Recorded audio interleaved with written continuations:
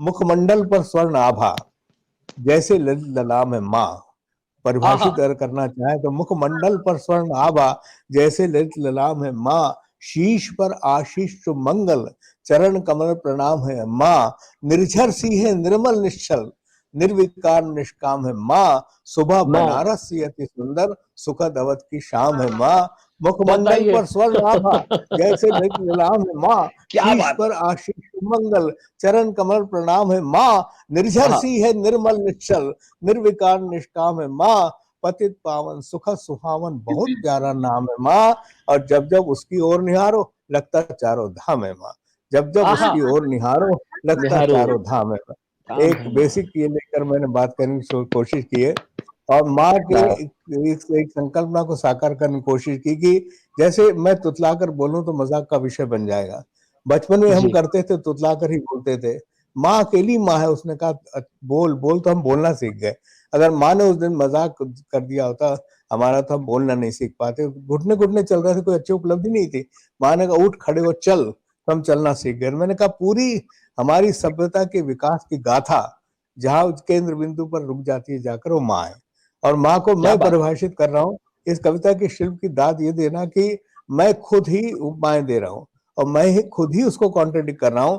क्योंकि एक चीज मैं स्थापित करना चाहता हूँ, वहां तक चलिए। मैंने कहा माँ सागर से तेरी उपमा देने के लिए कहता मेरा मन, माँ क्या बात सागर से तेरी उपमा देने के लिए कहता मेरा मन। परंतु उसी क्षण को ध्यान आता है, और वही मन हिचक जाता है। क्योंकि सागर की गहराई तो तुझ में है, और है वही धीरता गहन है। गंभीरता। आहा। परंतु यह भी उतना ही सही है कि सागर के खारेपन का जरा सा भी अंश तुझ में नहीं है। माँ सागर के खारेपन का जरा सा भी अंश तुझ में नहीं। माँ तेरी दूध की मिठास सागर का सारा खारापन धो जाती है। इसलिए सागर की उपमा तेरे सामने बिल्कुल व्यर्थ हो जाती है। क्या बात मैं है। कॉन्ट्रडिक्ट कर रहा हूँ, सागर से उपमा दे रहा हूँ। मैंने कहा गगन से तेरी उपमा देने के लिए कहता मेरा मन। परंतु उसी क्षण को ध्यान आता है, और वही मन हिचक जाता है।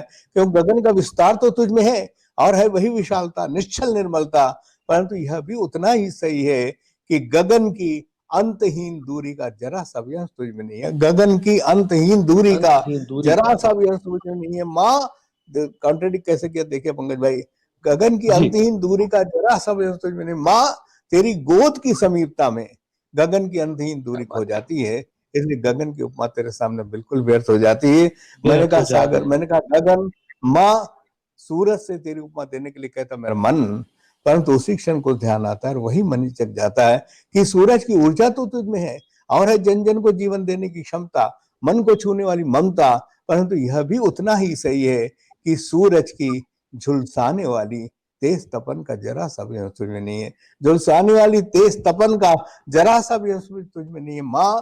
तेरी गोद की समीपता में, तेरी आंचल की शीतलता में सूरज की सारी तपन खो जाती है। इसलिए सूरज की आहा। उपमा तेरे सामने बिल्कुल व्यर्थ हो जाती है। तो ये आप देखिएगा, ये अंश मैंने कई क्या उदाहरण बात है। दिए, कई उसको कॉन्ट्रेडिक्ट किया। और एक अंश पर ध्यान दीजिएगा, कैसे जी मैंने ना। शब्दों को मोड़ने का प्रयास किया। जो कई जगह ये कोर्स में इसलिए पढ़ाई जा रही है कि पकड़ना शब्द को। माँ वैसे तो कवियों की लीक नहीं है, परंतु मुझे लगता है संसार के किसी भी उपमान से तेरी उपमा देना ठीक नहीं है। उपमा देना ठीक नहीं, क्यों? क्या क्योंकि बात है। जैसे ही उपमा का उल्लेख आता है, जैसे ही उपमा का उल्लेख आता है, माँ इस संबोधन के सामने उपयोगसर्ग जुड़ जाता है। आहा। उपयोगसर्ग जुड़ जाता है, उपसर्ग जुड़ जाता है, और उपसर्ग जुड़ने से माँ की महत्ता खो जाती है। क्योंकि माँ फिर माँ नहीं रहती, उपमा हो जाती है। माँ कैसे क्या सेकंड, बात है। माँ क्या उपमा, बात है। माँ कैसे सेकेंडरी हो क्या बात जाएगी? तो मैंने कहा फिर माँ को कैसे अभ्यय करे? पूरे कविता मैंने कहा लंबी है, वहां से सुना रहा हूँ जहाँ संवेदना जागती है। मैंने है। कहा जी। कैसे अभिव्यक्त करे माँ को? तो मैंने कहा माँ एक 1.5 मिनट कविता का देखिएगा। माँ माँ माँ एक स्पर्श है। मैं सोचता हूँ कि स्पर्श नहीं होता तो हमें कभी नहीं आता किसी के रिश्ते हुए घाव को देखकर सिसकी भरना, क्योंकि हम देख ही नहीं पाते।